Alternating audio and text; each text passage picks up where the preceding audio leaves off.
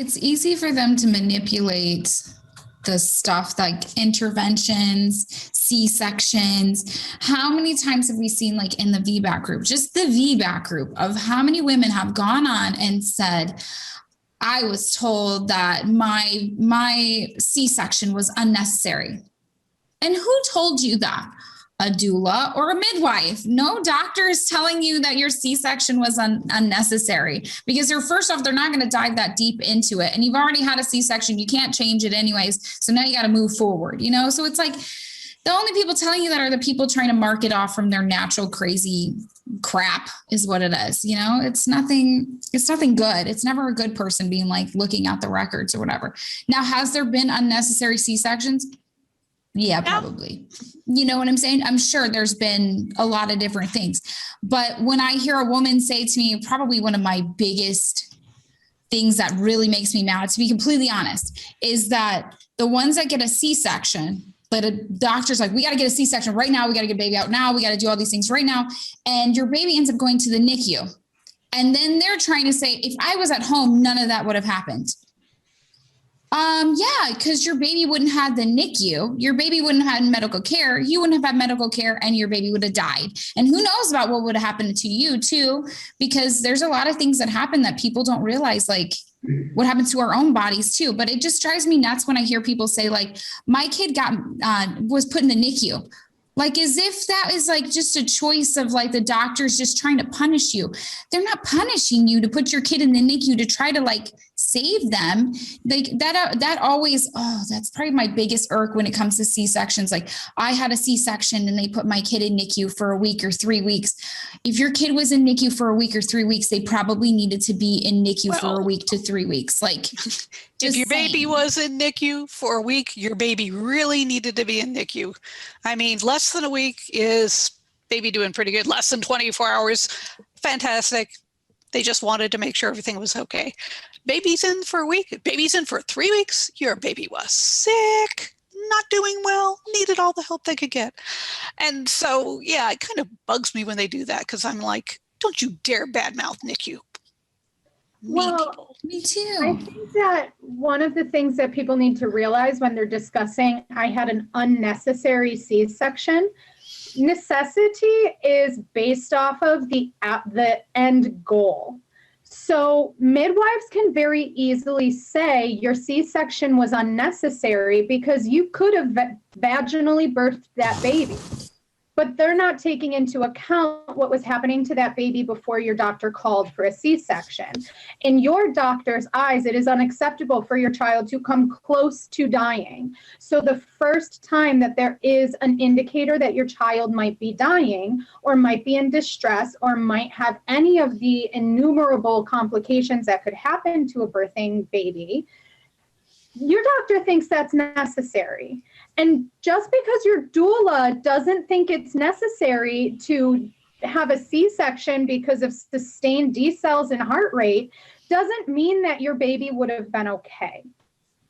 And I had a friend who, her baby was born in July, and she had actually toured the same midwives that I was with, because they're the only ones around, and pretty much everybody who's naturally minded has at least something to do with them before they make their ultimate decision of hospital or home birth. And she had toured them before my son died, and she said she just got a creepy feeling. So she was like, I couldn't do it. I decided not to. And her baby was born vaginally in the hospital that did my C-section, but her son, something happened in the last few minutes of pushing, and he was in the NICU for 2 months. Oh my gosh. 2 months. He didn't get out until I think September. And all she can think of is imagine if I didn't get that feeling, and imagine if what you went through didn't happen, my son would have been born there. And everything that happened to her son would have been considered unnecessary to those providers, but they're the only thing that mean her son's alive now. That's necessary. The thing that keeps your baby safe and alive is necessary. Mm-hmm. Exactly. It's all relative. When you speak to people, you need to know, what is your goal? If your goal is not a happy, healthy baby born by any means that provides a safe birth, then I don't want your opinions about what necessary medical care looks like. Because my goal is a happy, healthy baby. Yep. I also want to add to that. That's like a good leeway into something I always talk about, because then oftentimes what is kind of hurled out there by the natural community is stop telling moms that all that matters is a happy, healthy baby. Like, their experience matters too. That's so common that I hear that. And so I've always said, as someone too who experienced birth trauma and who like suffered PTSD from my delivery and my surgery and everything, and how traumatizing that was, absolutely, like, I want that to be considered. I want my healing and my mental health and all of that to be a part of it. So all that matters. It's not all that matters is healthy mom and baby physically. There's a whole bunch of other things, but at the end of the day, it is what matters most. Like, I'll prioritize my safe, healthy baby and me being alive and things of that nature over having to work through some of the things I had to work through, like all of those things. And that's, at the end of the day, I think that's so important to note that, like, yes, that's not to say that we write off everything else, and we write off birth preferences, and we write off how we wish things would go, and we write off how we would like our care to be. None of that. But at the end of the day, it's still a priority. And first and foremost, what matters most is a healthy mom and a healthy baby, healthy family that leaves the hospital together.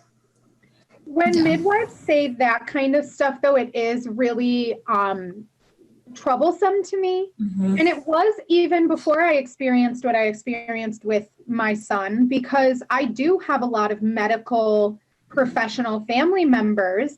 And when midwives are saying, like, doctors don't care about the mother's experience, it's only about getting the baby out, I really truly think that discredits the innate compassion. Like, somebody doesn't go into the medical field just based off of money and numbers. To be able to get yourself through medical school, that is long and grueling work. It's not just a money game. You have to have compassion, and you have to have a greater view of the impact that you can have in the world.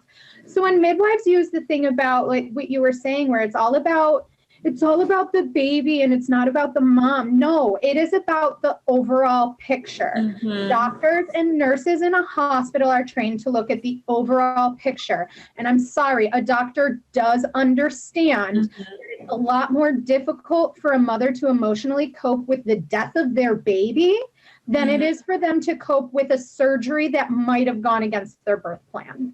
Absolutely. And I think that it, once again, also, it serves to sort of gaslight and divide and say, those people who are like us on this call and those of us who are advocating for safety, that we just don't care about experience. Even us as wherever we fall on the spectrum, from nurses to lay people to doctors, nurses, anybody who's involved who advocates safety. Well, the minute we start talking about safety, apparently we've then, we don't care about mom's experience. We don't care about any of that piece. And so it's used to just immediately be divisive, to gaslight. And absolutely that. I think it's another opportunity to take, I always love to say, all of the catchphrases that are used in the natural birth community and say, okay, like, let's apply those to any other thing. So when I broke my leg, that's like me immediately going in and being like, all this ortho cares about is just my leg. He doesn't care about me. He doesn't care about my feelings. He doesn't care about my anxiety at hospitals or any of that. He just only cares about this bone he's got to fix today. Like, no one talks like that when they go in for any other thing. Nobody talks like that with any other medical support they need. No one says it when they're going in. Yep, they just care about, they don't care about my heart surgery preferences and they aren't even listening to my heart surgery plan. It only happens in this. And then that's always, to me, a really solid indicator on if someone in the natural birth community is pushing that kind of narrative, is to test it against other things in medicine. Would you ever hear that for any other procedure, any other medical event? Would you try to use that equivalent phrasing? If not, I'm going to give it side eye. I'm going to just wonder why they're trying to pit, you against people who inherently studied and worked hard. And yeah, just like you were saying, Madison, not one, yes, are there bad doctors? Sure. But by and large, they did not go to years of medical school and grueling hours and tons of money and tons of time and waste pretty much their whole 20s in school.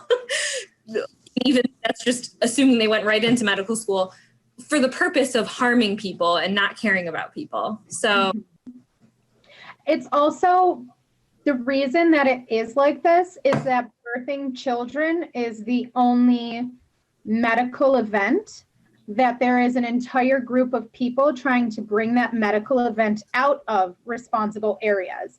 You don't have like at home, I was just saying this to Danielle the other day, you don't have at home dental hygienists, you don't have at home colonoscopies, you don't have, like, there's nobody going around with x-ray machines and just knocking on your door and being like, hey, I heard you broke your femur. Let me come and x-ray your femur in the living room. It's fine. It's your comfort that matters. Your femur might not heal if you don't get adequate attention, but it doesn't matter because you need to be comfortable right now. Childbirth is the only event that for some reason there is an entire group of people out there saying, F it, we can do this at home. Imagine if there was like at-home dialysis.